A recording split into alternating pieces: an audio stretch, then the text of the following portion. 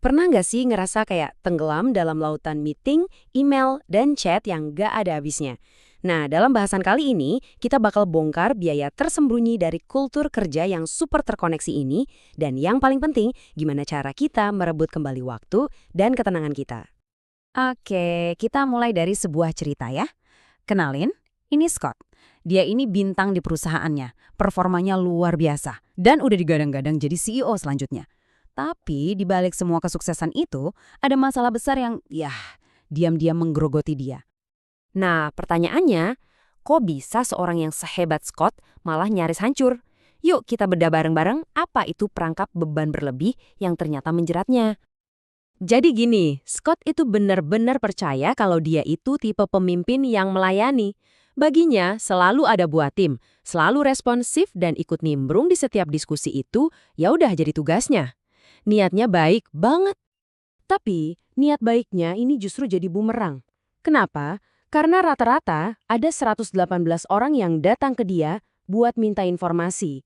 Setiap hari. Coba bayangin deh, 118 permintaan setiap hari.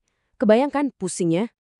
Kondisi ini tuh contoh klasik dari yang namanya tragedi milik bersama. Jadi waktu dan perhatian Scott itu seolah-olah jadi fasilitas umum yang bisa dipakai siapa aja, kapan aja. Ironisnya, karena dia terlalu sering terlibat, keputusan malah jadi lambat dan semuanya jadi kacau balau. Dan ini jadi semacam lingkaran setan. Makin sering Scott turun tangan, dia makin kelihatan penting kan? Akibatnya, orang-orang jadi makin bergantung sama dia, bahkan untuk hal-hal yang sebetulnya sepele. Dan masalahnya nggak berhenti di kantor aja. Kekacauan ini benar-benar merembet ke kehidupan pribadinya. Kesehatannya anjlok, pernikahannya di ujung tanduk, dan dia terus-terusan kepikiran buat resign. Ini harga yang harus dia bayar. Oke, kalau emang seberbahaya itu, kenapa sih banyak dari kita yang terjebak di situasi yang sama? Nah, jawabannya ada di dalam pikiran kita sendiri, di pancingan psikologisnya. Dan ini nih bagian yang trikinya.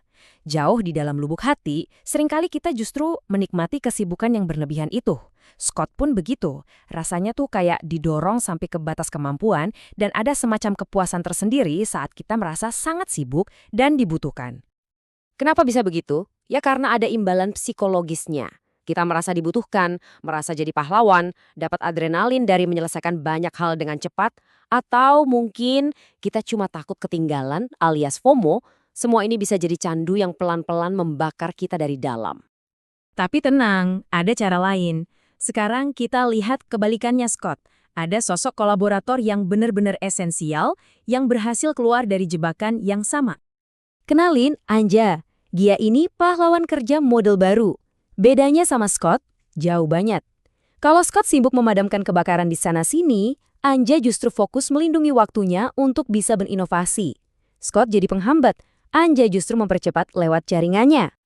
Jadi, alih-alih jadi pahlawan di setiap obrolan, Anja itu lebih strategis. Dia pakai waktu dan jaringannya buat memecahkan satu masalah besar yang penting yang selama ini diabaikan orang.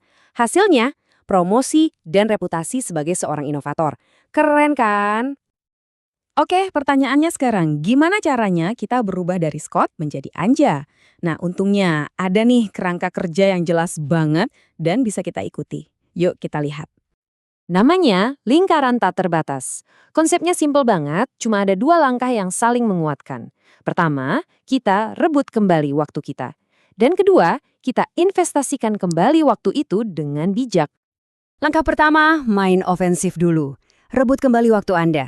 Caranya gimana? Ada 3 hal. Pertama, tantang keyakinan di kepala Anda yang bikin Anda susah bilang enggak.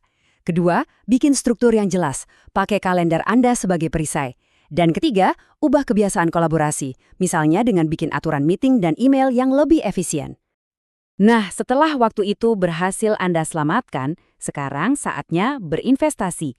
Gunakan waktu ekstra itu untuk hal-hal yang dampaknya besar, bangun jaringan, ciptakan energi positif di sekitar Anda, dan yang paling penting, gunakan untuk memulihkan diri, baik fisik maupun mental. Dan ini membawa kita ke tujuan utamanya.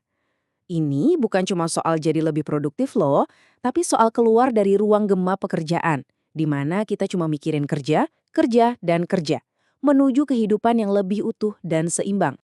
Contohnya cerita Dave ini. Dia punya kerjaan keren, gaji besar, tapi suatu hari dia sadar pekerjaannya itu justru bikin dia terisolasi. Jauh dari keluarga, teman, dan komunitasnya. Dia terjebak. Jadi, apa yang dia lakukan? Dia mulai berinvestasi lagi ke hal-hal di luar kerjaan. Dan hasilnya, hidupnya jadi punya dimensi baru, jauh lebih memuaskan. Ada kutipan bagus di sini. Pekerjaan itu bakal beradaptasi dengan hidup, asal kita jelas dan teguh sama apa yang benar-benar penting. Dan ini bukan cuma omong kosong loh, ini ada datanya. Orang-orang yang menerapkan strategi ini berhasil menghemat 18–24% waktu kolaborasi mereka. Itu artinya apa? Artinya, mereka dapat tambahan hampir 1 hari kerja penuh setiap minggu. Jadi, ini bukan cuma soal jadi karyawan yang lebih baik, tapi jadi manusia yang lebih utuh. Nah, pertanyaan terakhirnya untuk Anda. Kalau Anda punya tambahan 1 hari setiap minggu, waktu berharga itu akan Anda gunakan untuk apa? Coba direnungkan.